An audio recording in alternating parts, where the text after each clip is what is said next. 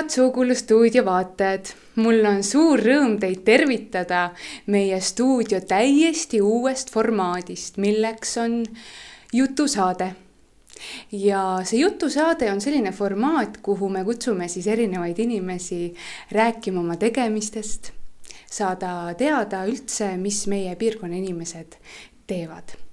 Ja täna on meie saates üks väga eriline ja mitmekülgne noor inimene, kes lisaks oma gümnaasiumiõpingutele on ka võtnud oma oluliseks südameasjaks kodavere keele ja pärimuse edasikandmise.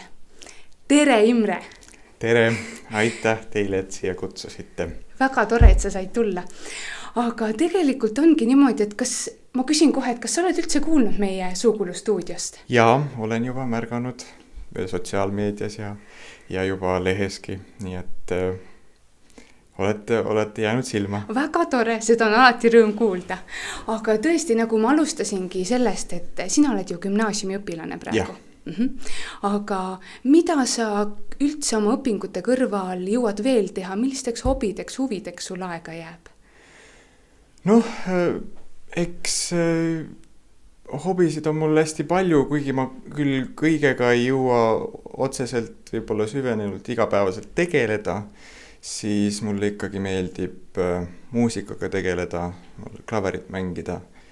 Et olen õppinud Elleris noorteosakonnas klaverimängu ja muidu mulle meeldib ka lugeda ja palju teada saada ajaloost, et sellised huvid mul praegu just sellised peamised on. Aga lisaks oma teistele tegemistele olen ma kuulnud, et sa oled ka väga edukas etleja. Nimelt Liivi luule konkursi võitmine ei ole üldse väike asi. Noh, see kuidagi õnnestus tulla 2016. aastal, kui ma olin 5. klassis. See on juba üsna tükk aega tagasi, aga praeguseks selleks ega suurt enam mälestustes pole alles jäänud, aga need tekstid ikkagi kuidagi on kõlama jäänud ja ikkagi aeg-ajalt on mul need näpus ja loen neid ja mõtisklen nende üle. Väga vahva. See on ikkagi suur au, et Valakooli tuli selline väga kaunis ja meie piirkonnale väga selline tähtis auhind. See oli väga tõesti tore. Aga nagu ma alguses ka mainisin, siis sa oled võtnud oma südameasjaks kodavere keele ja kodavere pärimuse edasikandmise ja üldse kuidas see kõik alguse sai või kuidas on nii, et sina noor inimene räägid täiesti puhtalt kodavere keele? No, ma ei julge väita, et ma räägin puhtalt kodavere keelt, nii nagu ma kardan, et seda ka eesti keelegagi on. Et kuidagi sattus see nii olema, et ma sündisin sellisesse peresse, kus vanaema oligi sellises keeleruumis üles kasvanud ja väiksest peale olin hakanud ka selliseid märkamisi tegema, et huvitav, et vanaema räägib ühtemoodi vahel ja on nagu sellised teistsugused keelevormid tema jutus, kui näiteks võrrelda vanemate omadega, et siis kuidagi see jäi silma ja hiljem veel sai seda kõike niimoodi lihvida meie kohaliku külateatri, Assikvere külateatri lavastatud etendustes, mis siis olid ka kodavere keelsed, nii et seal siis sai täiesti sellise esimesed kodavere keelsed sammud ise tehtud, aga nüüd on selline kuidagi endal ka vahel mahti rääkida vanaemaga selles keeles ja niimoodi nagu tulla talle selles mõttes selle keelega niimoodi vastu ja sellepärast, et see kuidagi sütitabki tal just neid toredaid mälestusi ja neid ma väga hindan. Et neid koguda ja neid niimoodi väärtustada on minu meelest väga, väga oluline, sest kui neid kirja ei pane ja ei kuule, siis kes neid veel kuskilt teada saab. Et ma arvan, et see kõik ongi tulnud sellisest keskkonnast, kus ma olen üles kasvanud. Et tänu kõikidele võimalustele, tänu ka sellele, et mind on kaasatud Kodavere pärimuskeskuse tegemistesse, on mul kuidagi see nagu rohkem hoogu saanud võtta. Ja tõesti, meie oleme ka väga rõõmsad, et meil üldse sellises piirkonnas on selline noor nagu sina, kes suudab ka võib-olla noorematele seda pärimust ja seda keelt teha atraktiivsemaks ja huvitavamaks. Nojah, eks sellega on natuke veel tegemist selles mõttes, et kuidagi veel seda noortele veel täiesti omapäraseks ja selliseks moodsaks muuta, aga ma usun, et see leiab ühel päeval sellise vettpidava lahenduse. Ja väga tore. Ja nagu sa mainisid, oled sa seotud ka Kodavere pärimuskeskuse nii-öelda tegemistega. Ja oskad sa täpselt öelda, mismoodi? Jah, alustasin mina pärimuskeskuses siis suvel, ehk siis 2021 suvel giidina, ehk siis tutvustasin Kodavere pärimuskeskuse eksponaate, siis külastajatele hoidsin keskust suvel lahti ja hiljem siis valiti mind ka juhatuse liikmeks, kus ma siis praegu tegelen ja siis erinevatest projektidest osa võtan. Väga tore ja ma olen ka kuulnud sellist asja sinu giiditegevuse kohta, et sind lausa küsitakse, et sina saaksid olla just nende giid või palutakse just sind nende giidiks, et sa oled niivõrd hea jutuvestja ja niivõrd hea rääkija, et inimestel on ka tore kuulata. Seda on ainult meeldiv kuulata, sest mul on jah kuidagi selline hea meel, kui ma saan inimestele ja just erinevatele inimestele ja erinevatele isegi rahvastele ja rahvustele pakkuda sellist just seda, mida meie kodukandil oma kultuuripärimusest pakkuda on, et see teeb endale ainult hea meelt ja lööb silma särama. Ja suurepärane. Aga me rääkisime praegu pärimuskeskusest, aga kindlasti on sul olnud veel mingeid projekte, millega sa oled olnud seotud seoses Kodaverega, seoses muude tegevustega? Et võib-olla kõige suurem projekt, kus olen osa võtnud ja enda panusega kaasa aidanud, on meil just hetkel käsil see Kodavere pajatuste projekt, kus me siis käisime mitmete erinevate Kodavere pajatuste edasikandjatel ehk pajatajatel külas ja kogusime nende lugusid erinevatest küladest koos siis Ergo Hartvästriku ja Karl Fredi Grubiga, et siis see oli üks selline väga kuidagi nüüd valgustav projekt selles mõttes, et olla nagu folkloristile selliks oli väga selline õpetav ja õpetlik seik. Ja ma just tahtsigi küsida, et millise tunde see tekitas, aga ma saingi aru, et tegelikult see oli väga suur vaimustus või tekkis selline vaimustus selle teema ümber. Sest seda kuidagi, ma olen harjunud lihtsalt sellega, et mul on olnud vanaema, kes on rääkinud rohkem just enda kogemustest ja ühe nii-öelda kandi või siis selle nuka lugusid just, et siis ma olen olnud rohkem nagu sellises kuulaja rollis, aga veel, et seda intervjueerija oma näha ja tunda oli ka selline tore ja eks selle õppimisega sai ka natukene nii-öelda vaeva nähtud, aga õnneks oli hea eeskuju olemas, kellelt eeskuju võtta. Väga tore, aga kas sul tekib ka vahepeal selliseid nii-öelda küsimusi mingite teatud sõnade kohta Kodavere keeles, või sa tead kõiki, oskad rääkida täiesti vabalt? Ei, ma ausalt ise täiesti vahel, kui vaba hetk on ja noh, on mahti, siis lähen ühele veebilehele, mis on siis Kodavere sõnastik, aga see on siis veebis, see on selline Ann Kilgi loodud sõnastik, kus siis on kogutud koos erinevate kõnelejate abiga erinevaid sõnu, mis siis on nagu sellised Kodavere-pärased, et ka mina leian igal külaskäigul seal midagi uut, midagi, mis on nagu kuidagi meeldetuletuseks või siis selline juba vanaema suust tuttav sõna või väljend, nii et noh, see keel on tõesti niivõrd suur ja lai, et seal on nagu niivõrd palju erinevaid vorme ja sõnakujusid, et mulle tundubki, et see egen nuka nõma muud ongi selline kuidagi ka keelelises mõttes selline juhtlause, mis peab paika. Ja juba sa ütlesid mingisuguse repliigi ja mul tekkis, mida see täpselt tähendab, et kuidas võiksin mina kui täiesti Kodavere keele võhik alustada üldse oma õpinguid või mis seal üks lause oleks, mille ma võiksin ära õppida?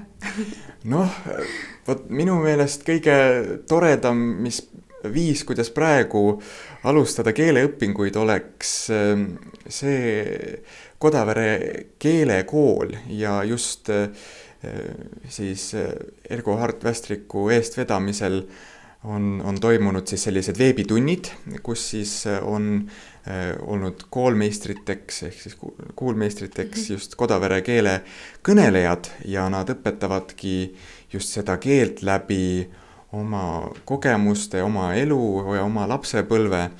Nii et sealt selliseid lihtsamaid lauseid just nii-öelda lugedes ja neid analüüsides hakkab see kuskilt ma usun nagu ka külge jääma, sest ta on päris selline eesti keele sarnane, et see ei ole vaja nagu suurt vaeva, et uut keelt täiesti nagu selgeks õppida, et ta on justkui nagu mõnes mõttes omaette keel, aga ka samas eesti keele üks eri vormidest. Aga kui soovitada mingisugust toredat lauset, siis ma soovitaks küll ühe sellise toreda kõlava lause, et äkki prooviks õsta, õtsa, õts, õhõju. Õsta, õtsa, õtsa, õts, õts, õhõju. Õhõju. Jah. Õsta, õts. Õsta, õtsa. Õsta, õtsa, õts, õhõju. Õhõju, jah. Vau, mulle tundus, et sa valisid kõige keerulisema lause kohe alla. See oli jah, selline alguseks võib olla natuke selline pähkel, aga see on minu meelest üks selline vahva demonstratiivne lause sellest, et kuidas Kodavere keeles on natuke naljakast juhtunud, et hästi palju on ju seda õ-tähte, et mulle justkui vahel naljatades tundub, et me oleme teinud siin Kodavere inimesed on teinud just saarlastega natuke sellist vahetuskaupa, et kui Kodavere keeles just ei taha see öö kuskile kirjasõnasse ilmuda, läbiva häälikuna küll, aga saarlastel just ei taha see õ kuskil ilmuda, et meil on siin hästi palju õõsid Eesti ühes otsas ja neil Eesti teises otsas hästi palju öösid, et see on üks selline eripäradest, mis mulle meeldib selle lausega nii-öelda demonstreerida ja sellega mängida. Ma tahaks väga seda meelde jätta, nii et ma proovin ühe korra veel. Jah. Õsta, ei. Õsta, jah. Õsta, õtsa, jah. Õts, õhõju. Nüüd veel teine mälumängu küsimus siia otsa on see, et äkki sa oskaksid arvata, mis see lause tähendab? Õsta. Äkki midagi õhtuga seotud? Jah. Õsta. Õhtu. Jah. Õtsa. Õtsa. Otsa. Jah. Õhtu otsa. Ots. Või õts. Või see nagu, ega see ei ole see on tegusõna. Tegusõna. Õts. Kas on eesti keelele sarnane? vot see on jällegi üks selline kodavere keele erivorm sõnast otsima, et jah. Õhtu otsa on, ma mõtlen, mis õhõju sõna on. Õhõju. Ohjad. Ohjad! jah, et õhtu otsa otsis ohje, et terve õhtu nagu otsis ohje, et selline lause on siis käinud läbi ühel just keelenäitusel, mis meil ka Pärimuskeskuses üleval on. Siis on natuke kuulda seda, et mõned sõnad on ikkagi natukene erinevad kui eesti keelele kohaselt, nii öelda, et muidu on väga sarnaseid sõnu, näiteks see õsta ja õhtu ja et see kohe nagu saad aru. Vot jah, siin ongi selline kuidagi huvitav juhtumine, et siin sellele keelele ongi täheldatud selliseid vadjapäraseid sugemeid, et selline õhõju vot ongi tulnud ka sellest, et sinna hashi juurde tahab tulla veel üks täishäälik, et kui meil on eesti keeles on vihm, siis kodavere keeles tahab sinna tulla vihim, et iivel juurde lehm, lehem ja ohjad, õhõju. Et seal on nagu sellised mõnes mõttes ka täiesti konkreetsed sellised reeglid, millele saab viidata. Väga tore. Tõesti, ma juba tunnen, et tekib selline motivatsioon, et tuleb kätte võtta ja hakata õppima. Aga me rääkisime projektidest ja sa nimetasidki seda pajatuste projekti. Aga mina olen näinud ühte väga suurt projekti, milles sina osalesid ja nimelt on selleks Kodavere film, kodavere keelne esimene film. Jah, et selle projektiga ma võib-olla olen natukene vähem tegelenud, sest seal oli eesotsas ikkagi Liivi muuseum ja Ergo Hart Västrik, aga küll oli mul selline tore võimalus seal mängida sellist tegelaskuju nagu Uugu Juur, et ja kaasa ka rääkida sellel stsenaariumi loomisel ja selle projekti kuidagi noortele nii-öelda toomise juures, et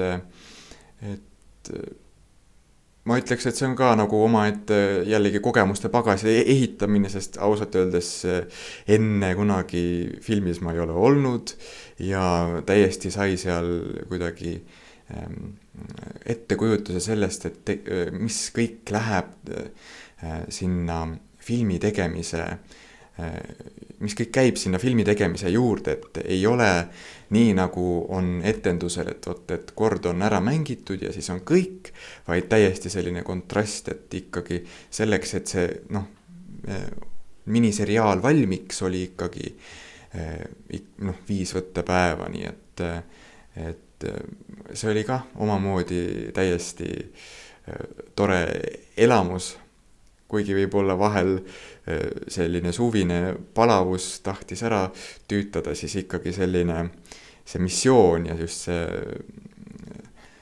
mõte, et mille heaks ja mille jaoks see kõik on, innustas seda kuidagi kõike ikka, raskusi tähendab täpsemalt läbima.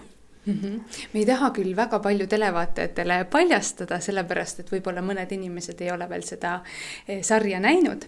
Aga nagu sa ütlesid, sina mängisid seal sarjas sellist tegelast nagu Uugu Juur.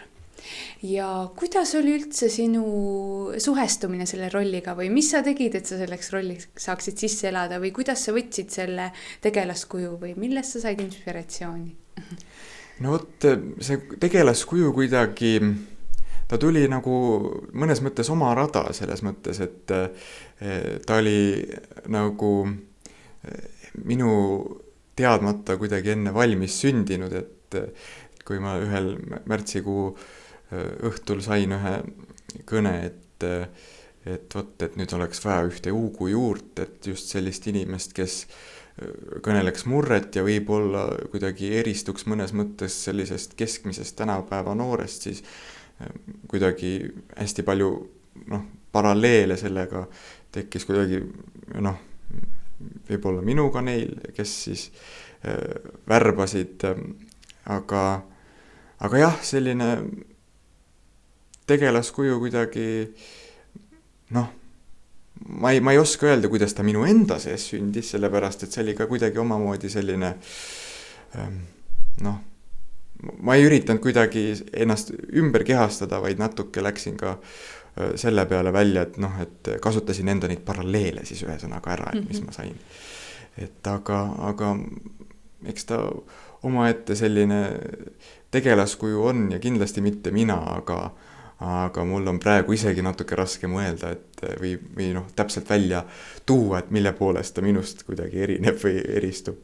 Väga põnev, nüüd vaatajatel tekkis ka elevus, et mis see siis täpselt on, kes veel näinud ei ole, nii et võib-olla tulevikus saavad kõik seda vaadata ja siis saavad teada täpselt, millest me siin just rääkisime.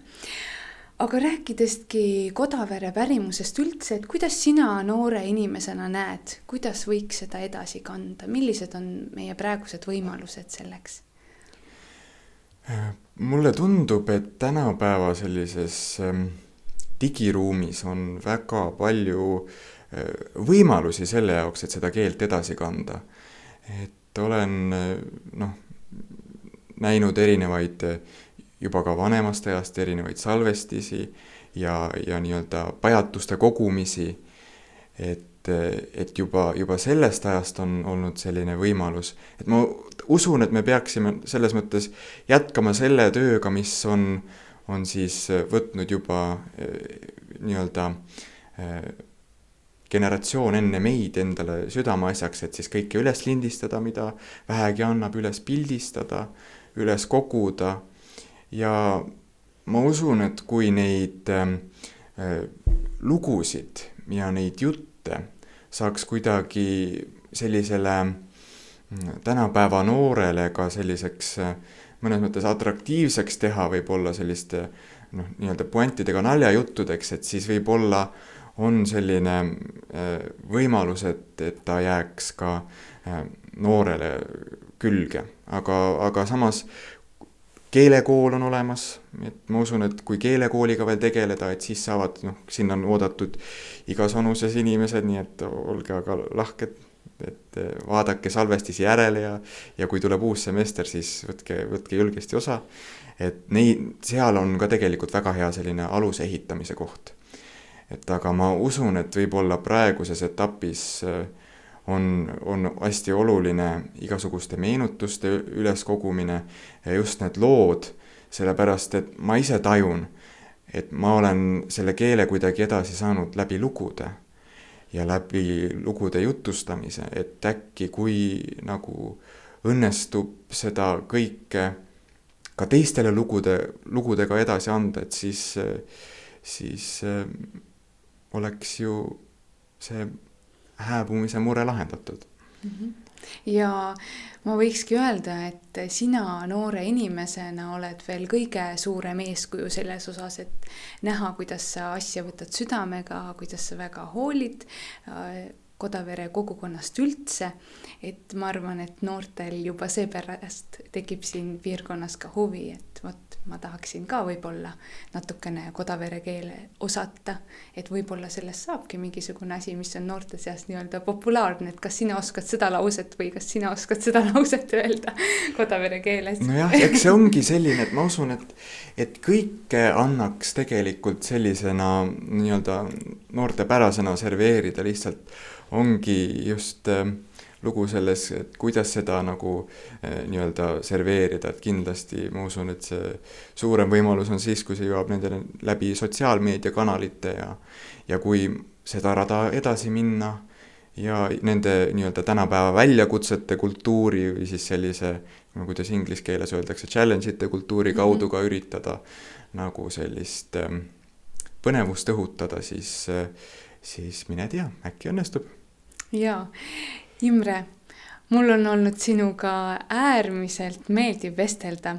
Kas on sul äkki veel midagi südame peal, mida sa tahaksid meie vaatajatega jagada? Ausalt öeldes praegu, kui niimoodi öelda, siis ma ei oskagi väga otseselt midagi öelda, kui ainult võib-olla seda, et kui tohiks ainult väikest soovitust jagada või sellist asja, mis on nagu mind edasi kuidagi viinud ja aidanud, et me elame tegelikult sellises hästi väikeses kihelkonnas, mis siis on umbes selline 5000 inimest ja